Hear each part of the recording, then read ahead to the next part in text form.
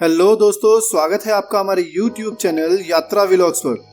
दोस्तों, अमरकंटक पार्ट 2 के इस एपिसोड में हम आपको जानकारी देने वाले हैं यहाँ के आसपास दर्शनीय स्थल जैसे कर्ण मंदिर, कपिलधारा, दूधधारा और सोनमुरा जैसे स्थानों की।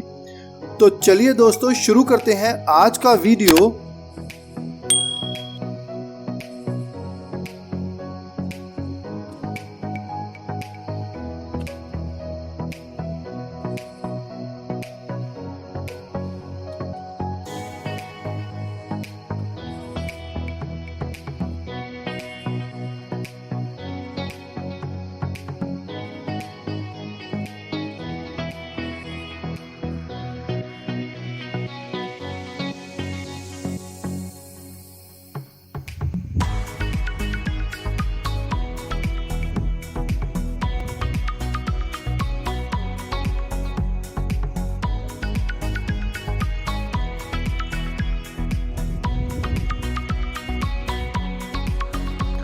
दोस्तों, हम अब पहुंचे हैं कर्ण मंदिर, जो कि लगभग 1000 ईस्वी में बना हुआ मंदिर था।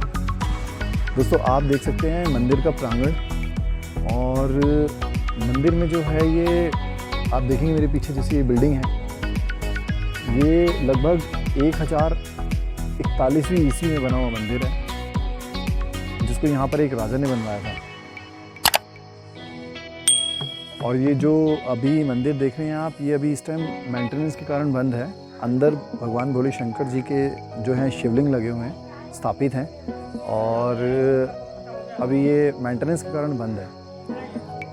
दोस्तों, ऐसा माना जाता है कि इस कर्ण मंदिर का निर्माण कलचुरी नरेश कर्णदेव ने 1041 ईस्वी में किया था। और यहाँ पर जो आप ये ट्रायंगल देख रहे हैं मंदिर का, ये लगभग कुछ इस तरीके से बनाया था, जो कि त्रिया आयतन टाइप में बने, लेकिन किसी कारण कुछ फेलियर होने के कारण ये मंदिर वो पूरा उभर नहीं पाया, जो कि एक प्रॉपर वे में दिखना चाहिए। तो मैं अपने कैमरा पर्सन से कहूँगा एक बार ये लिखा हुआ भी हमारे व्यूअर्स को दिखाएं, जिससे कि वो पढ़ सकें। दोस्तों, इस मंदिर में आने के लिए आपको जो है 25 रुपीज़ की टिकट लेनी होगी, और 25 रुपीज़ टिकट लेने के बाद वो भी एक आप मोबाइल ऐप से स्कैन करेंगे, और टोटली ऑनलाइन ही टिकट मिलती है। यहाँ पर ऑफलाइन टिकट का कोई भी ऑप्शन अवेलेबल नहीं है। तो आप जब भी यहाँ पर आएँ तो मेक श्योर कि आपके पास एक एंड्रॉयड फ़ोन हो, और उससे आप यहाँ की जो टिकट की वेबसाइट है उस पर जाके इंस्टेंटली टिकट बुक कर सकते हैं। दोस्तों, मैं एक चीज़ और बताना चाहूँगा आपको, ये मंदिर जो है ये आर्कियोलॉजिकल डिपार्टमेंट के अंतर्गत आता है। और आर्कियोलॉजिकल डिपार्टमेंट आप समझ सकते हैं, जो पुरातत्व चीज़ें होती हैं या पुरातत्व वस्तुएं होती हैं, जो बहुत पुरानी वस्तुएं होती हैं, उनको संरक्षण प्रदान करता है। तो ये मंदिर आप देख सकते हैं, ये जो है ये पुरातत्व संरक्षण की धरोहर है, और बेहद ही पुराना होने के कारण इसकी आज भी आप देखेंगे मेंटेनेंस जो है बहुत अच्छी कर रखी है।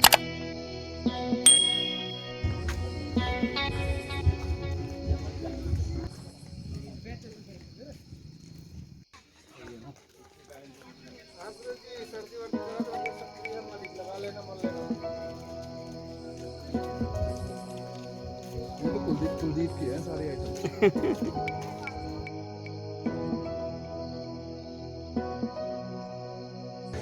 आओ ले चलते आपको कपिलधारा।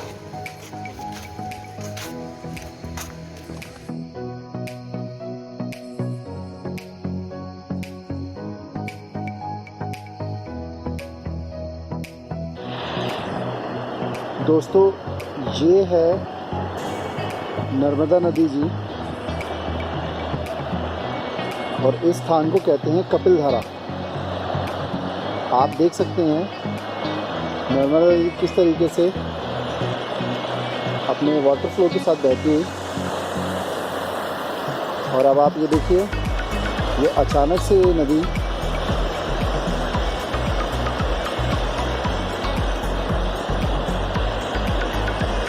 लगभग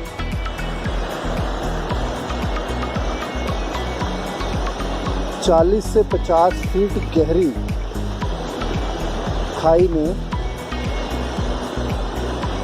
गिरने लग जाती है। आप ये देख सकते हैं, ये देखिए,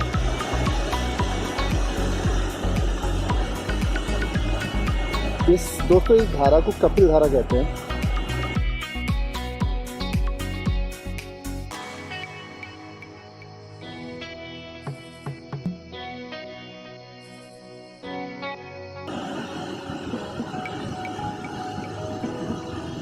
और ये निरंतर फ्लो बहता हुआ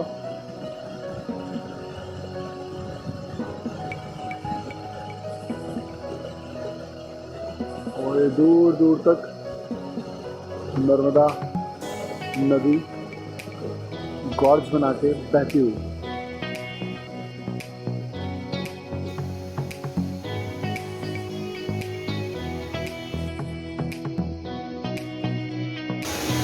सेल्फी पॉइंट में हुआ एक हादसा।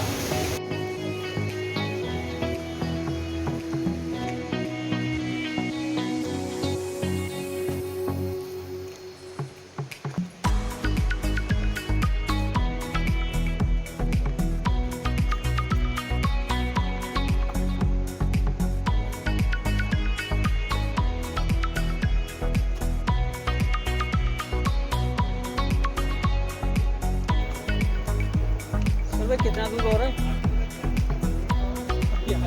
कहाँ? बस यही है।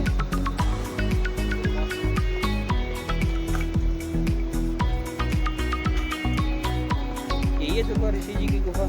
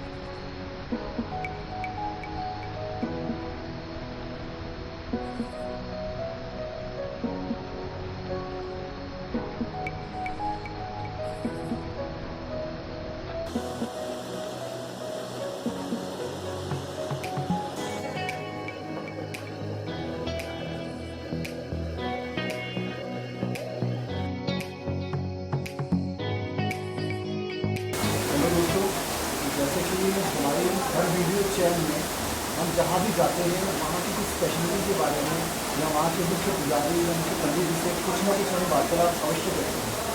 तो आज की इस कड़ी में हम आए हैं दुर्वासा ऋषि जी की इस पावन गुफा में, और इस पवित्र गुफा में यहाँ पर हमारे महंत जी हैं, इसके बारे में ज़्यादा बताइए हमारे मान जी, तो हम बात करते हैं इनसे।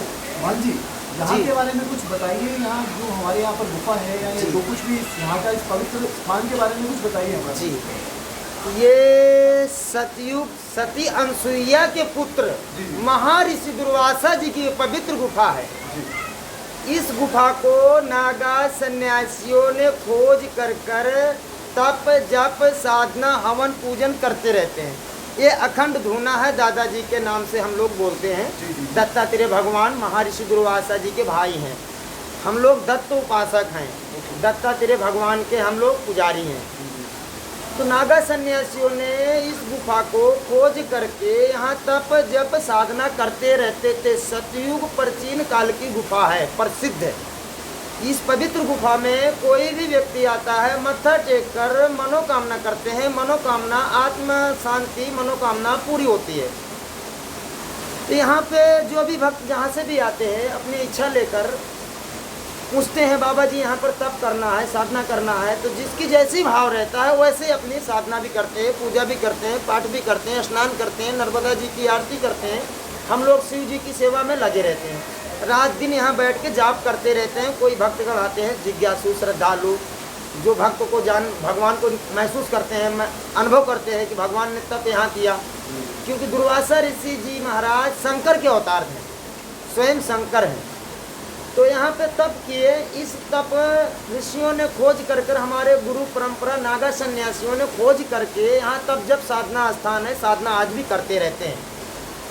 तो हमारे गुरु जी अखाड़े से हैं, अच्छा। श्री पंचायती महानिर्माणी अखाड़ा। अच्छा। ये जो है श्री पंचायती महानिर्माणी अखाड़ा से जुड़ा हुआ डेरा है। ये प्राचीन काल की गुफा है। इसको गुरु मूर्ति आते रहते हैं, सेवा करते रहते हैं। हमारे तो गुरु जी के आशीर्वाद से हम यहाँ सेवा कर रहे हैं। जितना दिन गुरु की कृपा है उतना दिन से सेवा। तो आप यहाँ पर कितने मतलब 12 साल हो गए हमें। गुरु जी को हमारे 21 साल हो गया।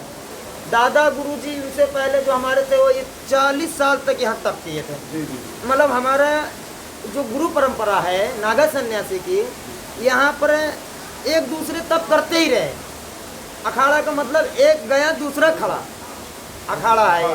ये महानिर्माणी अखाड़ा है, श्री पंचायती महानिर्माणी अखाड़ा से ये स्थान जुड़ा हुआ है। आकाश वृत्ति में यहाँ का सेवा चलती है। जो भी सुविधा यहाँ विकास की ओर ले जाते हैं हम लोग, किसी से कभी कुछ मांगते नहीं। जो आकाश वृत्ति में आया उसी में जीवन व्यतीत कर रहे हैं। अब व्यतीत हो भी रहा है, बहुत अच्छे से हो रहा है, क्योंकि हम लोगों को कुछ इच्छा नहीं है। सही बात। इच्छा इतनी है कि सत्कर्म बना रहे, सत्य की छत्र छाया अटल रहे, हमारे गुरु महाराज की कृपा हम पर बनी रहे, जिससे हम आजीवन तक भगवान के भजन में लगे रहें, सेवा करते ही रहे। हमारे को सेवा छोड़ भगवान की कुछ नहीं चाहिए। जो भी भक्तगण आते हैं अपनी इच्छा अनुसार दर्शन करके अपनी मनोकामना करते हैं, अपने आप को भोलेनाथ की कृपा होती है। कि वो यहाँ पर कोई विशेष पूजा या कुछ इस तरीके से तप वगैरह जब जैसे आपने बताया अभी हमें, तो विशेष उसके बारे में पूजा बताइए। शाम सुबह हवन होता है। जी जी। विशेष पूजा में हम लोग डेली ही विशेष पूजा मानते हैं। अच्छा। और साल में एक बार शिवरात्रि को यहाँ 4 पूजा भी होती है। अच्छा। 4 पूजा समझ रहे हैं? 3 घंटे का एक पहर होता है। 4 पहर हो गए। 4 पहर की 4 पूजा, 8 तिरिक 24 घंटे में एक दिन होता है। तो 4 पहर की पूजा शिवरात्रि में होती है। और इस पवित्र गुफा में सिर्फ शिवरात्रि को ही हम लोग रात भर रहते हैं। और आप जैसे 10, 20, 50 भगत भी रहते हैं। अच्छा। तो भक्तों के सब भक्त हम मिलके ही सेवा करते हैं, हम अकेले नहीं रहते। अनूपपुर से जो भगत जुड़े हुए हैं, आते रहते हैं, वो यहाँ सेवा देते हैं, कीर्तन भजन भगवान का शिवरात्रि में। और आपने हमारे दर्शकों को बताया, हम लोग अपने चैनल के माध्यम से अपने सभी दर्शकों से ये अनुरोध करते हैं कि आप जब कभी भी अमरकंटक आए, कपिल धारा दूध धारा आए और यहाँ दूध धारा आके इस पवित्र गुफा, इस पावन धाम में आकर देखें कि किस प्रकार यहाँ पर आकाश गंगा रहती है और निरंतर जो ये है शिवलिंग जी की दूधाधारी महाराज जी की यहाँ पर अर्पण होती रहती है। इसे हम आकाश गंगा कहते हैं। ये आकाश गंगा बताया हमें मंत्री जी ने, जो कि निरंतर नर्मदा की नदी के जल के साथ घटती बढ़ती रहती है। हाँ जी, हाँ जी। मैं कैमरामैन से कहूँगा पहले हमारे को आकाश गंगा अच्छे से दिखा दें हमारे दर्शकों को, और उसके बाद हमें महंत जी ने बताया है कि आगे एक काफ़ी अंदर का गुफा है और ये महर्षि दुर्वासा जी। और अब हम आपको अंदर गुफा की ओर लेके चलते हैं। माँ का मंदिर है, नर्मदा माँ। अच्छा, और अंदर आगे माँ नर्मदा जी का मंदिर भी है। तो आइए कैमरामैन के साथ चलते हैं। आराम आराम से करना, आगे बहुत बड़ी गुफा है। ठीक है जी, ठीक है, धन्यवाद। मारते हैं। जय माँ, जय माँ नर्मदे, जय माँ नर्मदे। और ये बेहद ही शानदार गुफा, प्रदीप जी हमें तो देख के अपनी आंखों पे यकीन नहीं हो रहा कि ये पहाड़ के अंदर इतनी अच्छी गुफा बनी है। और ये माँ नर्मदा जी की जो है यहाँ पर तस्वीर है, मूर्ति है माँ नर्मदा जी की। और ये देखिए जल यहाँ पर, यहाँ भी एक नर्मदा कुंड बना हुआ है छोटा सा, ये देखिए जी। हाँ, जय माता दी। और मैं अपने सभी साथियों से कहूँगा एक बार आके जरा माँ नर्मदा जी के चरणों में अपना माथा टेके।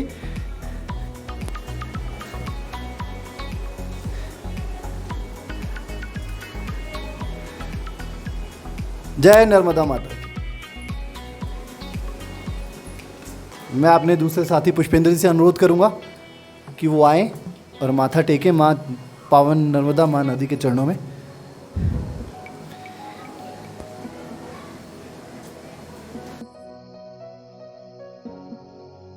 मैं अपने प्रदीप जी से कहूँगा, कैमरामैन प्रदीप जी, हमारे सिनेमेटोग्राफर। जय नर्मदा माँ। तो साथियों ये तो एक अविश्वसनीय सा गुफा सी लग रही है जो कि बहुत अच्छी बनी हुई है। तो मैं एक काम करता हूँ, अपने साथियों को बोलता हूँ कि अब हम लोग चलते हैं यहाँ से। चलिए अब हम लोग बाहर की तरफ प्रस्थान करते हैं। और ये देखिए बाहर का रास्ता अत्यंत ही दुर्गम।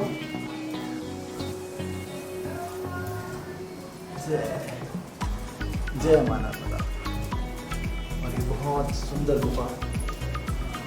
आ जाओ, ये बच्चे प्रसाद लेके जाओ, टीका करो, कंठ लगाओ, खाओ। ओम नमः शिवाय का जाप करो। ओम नमः शिवाय। ओम नमः शिवाय निरंतर जाप करते रहो। भोलेनाथ दसवें में भगवती है भोलेनाथ का, ओम नमः शिवाय का निरंतर जाप करना है।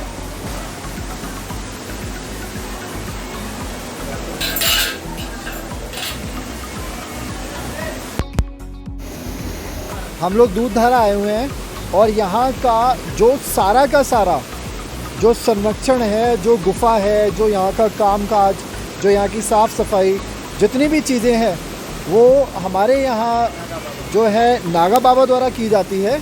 और ये आप देख सकते हैं यहाँ बैठे हुए चबूतरे पे, और ये चबूतरे पे बैठ के यहाँ पर सारा आसपास का जितना भी एरिया है उसका निरीक्षण करते रहते हैं। और यहाँ पर किसी भी प्रकार की कोई भी व्यक्ति अगर कोई किसी भी प्रकार का दुस्साहस या किसी भी प्रकार की कोई गलत हरकत करता है तो बाबा जी उसको तुरंत टोकते हैं और उसे समझाते हैं कि ऐसा ना करें, और अगर ऐसा कोई करता है तो उसे उचित दंड देने का प्रावधान भी रखते हैं।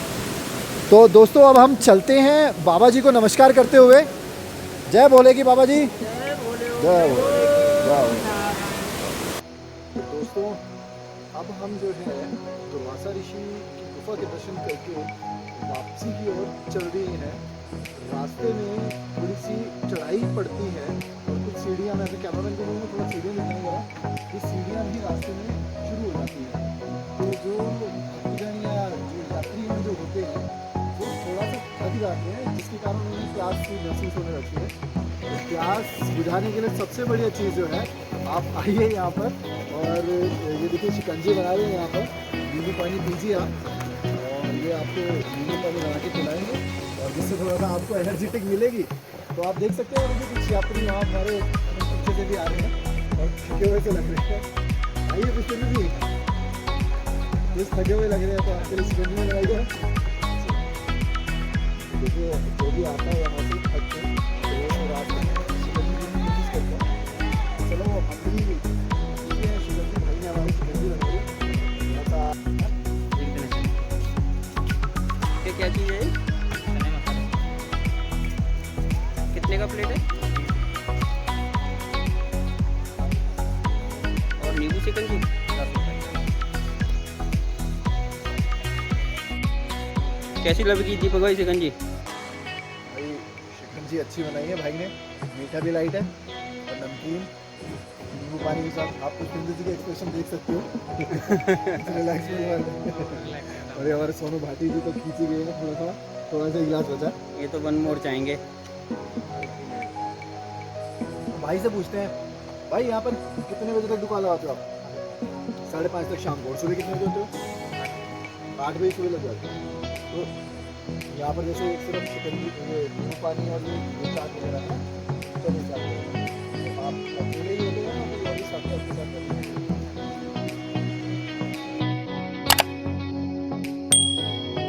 दोस्तों अब हम पहुँचे हैं सोनभद्र और ये जो है सोनभद्र जो नदी है ये उसका उद्गम स्थल है।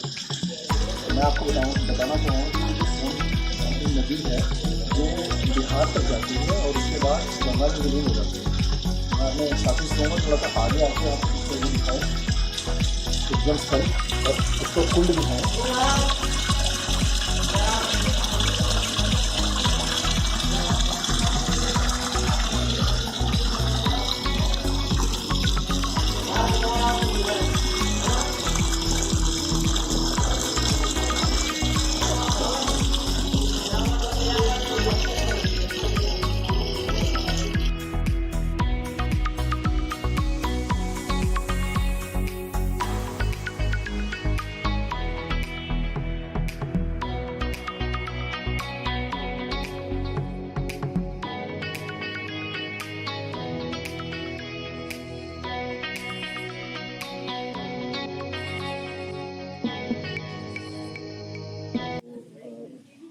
पहुँचे हैं सोनमुड़ा और सोनमुड़ा में पहुँचकर हमें पंडित जी ने बताया यहाँ पर एक छोटी सी कहानी है। तो हम इन्हीं की जुबानी सुनते हैं कि वहाँ यहाँ की क्या कहानी है। पंडित जी कुछ बताएं इसके बारे में। ठीक है, बताइए। हाँ, जब समुद्र मंथन हुआ तो शिव जी वो विष निकला तो विष ने शिव जी किया।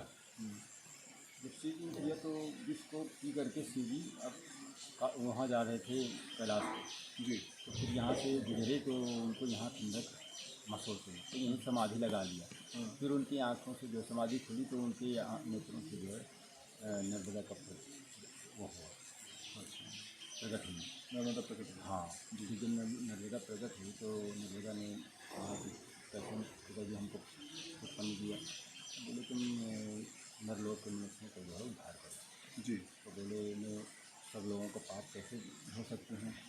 तो बोले जो तेरे उसमें जो जल में है जी तो मेरी ये कंकड़ है वो सबसे सुंदर है। अच्छा उसके कहा कि किनारे किनारे जो संत तपस्या करेंगे उसके भाव से जो है तेरा पाप से होता है। अच्छा। इसके बाद जब ब्रह्मा जी ने सुना कि शंकर जी वहाँ तपस्या किया नर्मदा उत्पन्न हुई तो क्या करके यहाँ तपस्या की। तो उनसे सोन और भद्र का उद्गम हुआ दो भाई। फिर ये सोनभद्र जो है सुब्रम के समान थे तो नर्मदा और यह दोनों एक साथ खेलते थे। अच्छा। बचपन में। फिर इसके बाद ये दोनों शादी के लिए तय हो गए कि शादी कर लेंगे। तो जब शादी के और एक नर्मदा के संग में जो सहेली थी जुलीहा नाम की दासी तो वो भी खूबसूरत थी तो छुप छुप के जो है इससे प्रेम करती थी। तो नर्मदा ने देख लिया तो बोले कि इससे प्रेम मत करो, शादी हमारी तुम्हारी होना है। अच्छा अच्छा। तो फिर मान गई। फिर इसके बाद समय आया तो बारात आई, मंडप गया, आई बारात आई, मंडप गड़ गया। अब इसके बाद के नर्मदा ने बोली कि सहेली को कि जाकर देख आओ भाई बारात आ गई है तो कैसे है। तो बोली कि गहने वहने कपड़े वपड़े नहीं मेरे। तो उन्होंने कपड़े अपने गहने दे दिए। फिर इसके बाद सब ढक करके पहुँची तो किसी अब षड्यंत्र तो पहले से ही देवताओं में भी था और मनुष्यों में भी। तो उन्होंने जा कर के एक देवता ने जो है बोले कि यही है नर्मदा। तो उसी को पकड़ करके बैठा लिए। बोले शादी इसी को करो। तो फिर किसी ने बता दिया नर्मदा को कि वो तो सहेली के साथ शादी हो रही। तो नर्मदा गुस्से में जा करके उसके एक लात मारा, शादी की इज्जत तो वास्तव मेरे से अलग रहेगी। तो जलेश्वर में जाके गिरी वो। जलेश्वर? हाँ जलेश्वर धाम में वहाँ से निकली।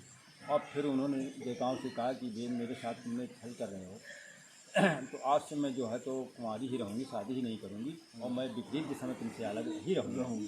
तो पश्चिम की ओर चले गए, ये पूरब से चले गए। तो ये कहानी है इनकी अलग बहुत दिनों पड़ गया।